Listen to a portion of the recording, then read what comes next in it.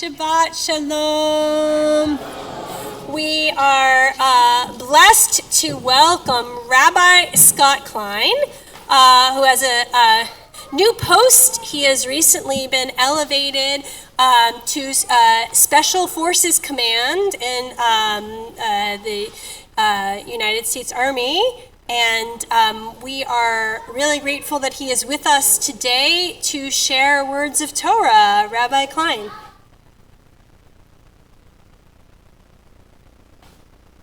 Shabbat Shalom, everyone.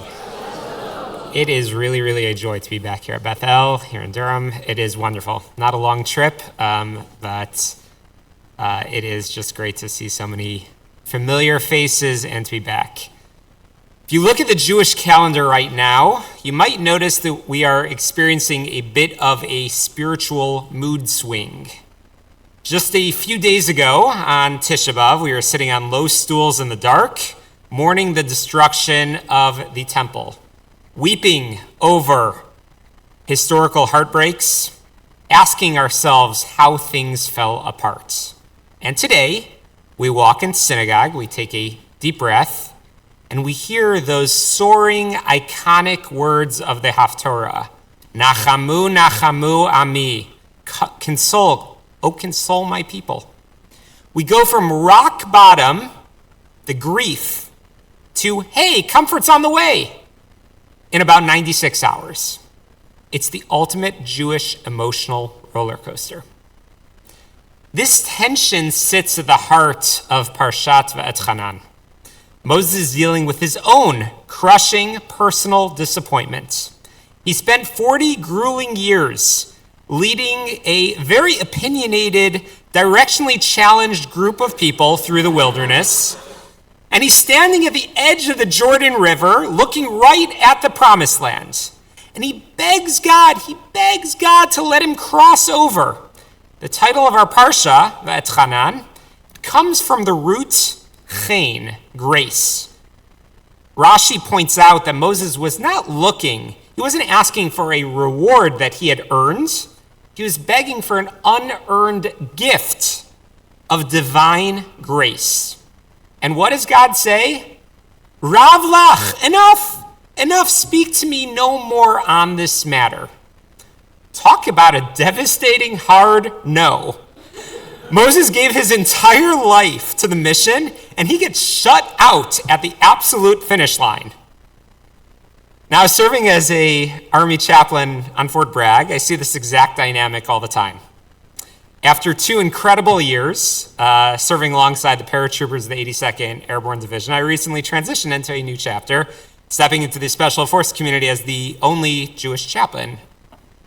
Operators are trained for every conceivable contingency, yet life in uniform hands hard-nosed constantly. Being a rabbi in the special operations community, as we say, it's an exercise in contrast. You're dealing with the most elite, highly trained, stoic warriors on the planet. People who can jump out of airplanes, survive on roots and rainwater, yes, that really does happen, and clear a room in seconds. And my job is to walk up to them with a paper cup of terrible coffee and say, so how are we feeling emotionally today? You can imagine the looks I get. Early on, there's a distinct assessment period. Operators don't care about the rank on your chest or the fancy titles. They care if you can hold your own, if you actually care, and if you can take a joke. I remember one of my early field exercises out in the pine woods of Fort Bragg, pitch black, freezing cold, raining sideways.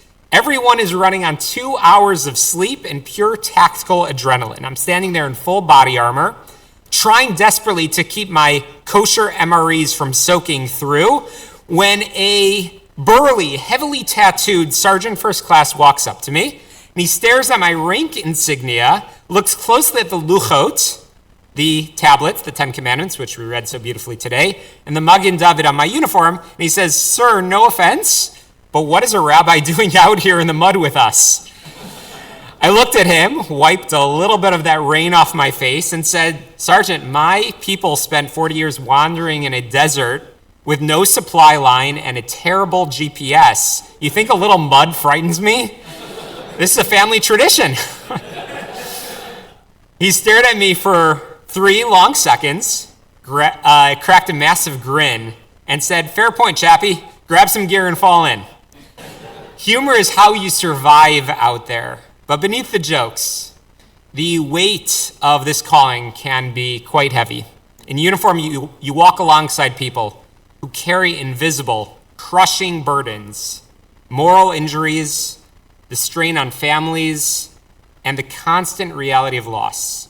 Over these past few days, this weight has hit home on Fort Bragg with devastating force.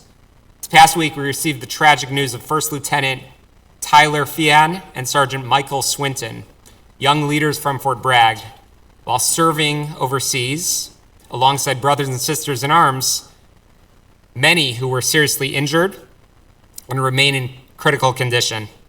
These aren't abstract statistics to us in the military community. These are our neighbors in Fayetteville, Spring Lake. These are the young men and women who sat in our briefing rooms just days prior, who laughed in our mess halls, who left behind grieving spouses, parents, and children.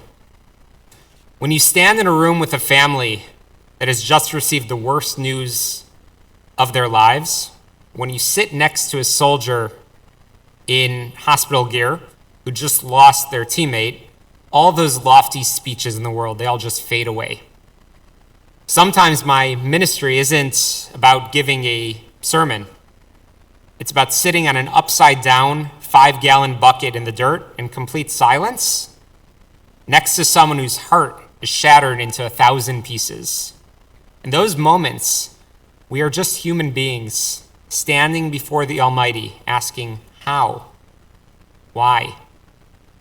When Moses gets his own devastating no at the edge of the Jordan, he feels that same raw heartbreak. He doesn't throw down his staff, he doesn't rent a beach condo and sort of quiet, run away from his leadership. He doesn't retreat into bitterness.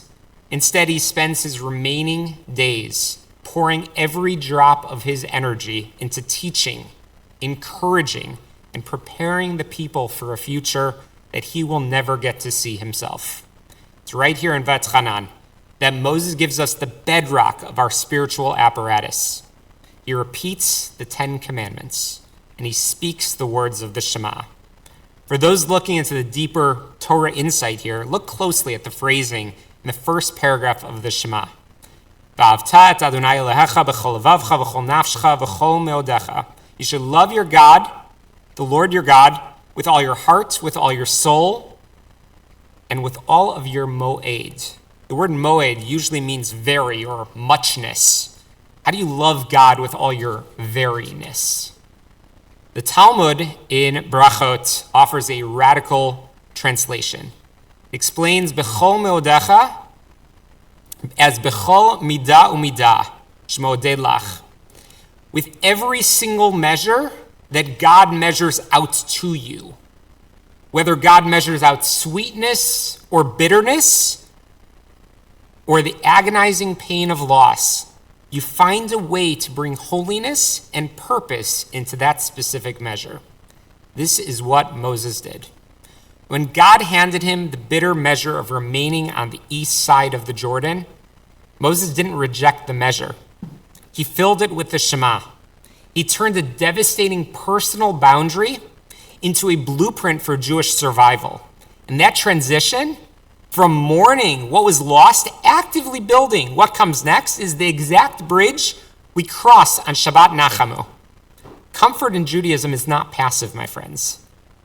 It's not a sympathetic pat on the back or a warm cup of tea that tells you, there, don't worry about it.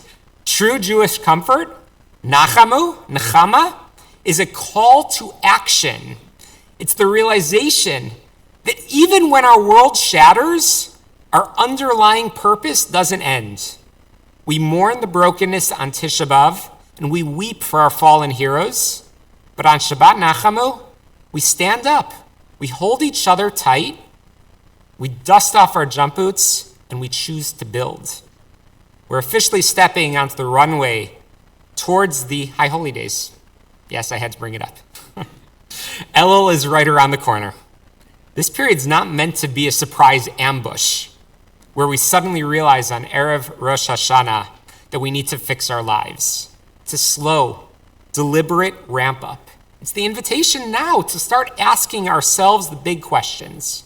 What brokenness from this past year am I holding on to that I need to turn into some purpose? How do I respond when life hands me that heartbreak? And what do I want to be when I stand before the Almighty?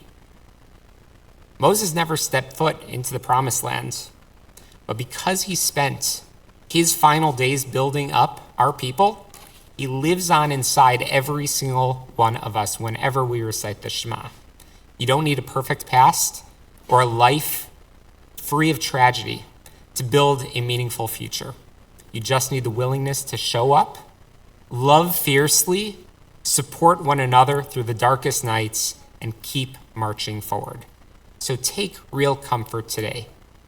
Enjoy the warmth of this incredible community, share a smile, and savor being together. But let that comfort ignite something deep inside you. Let it propel you into this upcoming season of renewal with strength, with deep wisdom, and with relentless, unbreakable nechama, with unbreakable hope. Shabbat Shalom.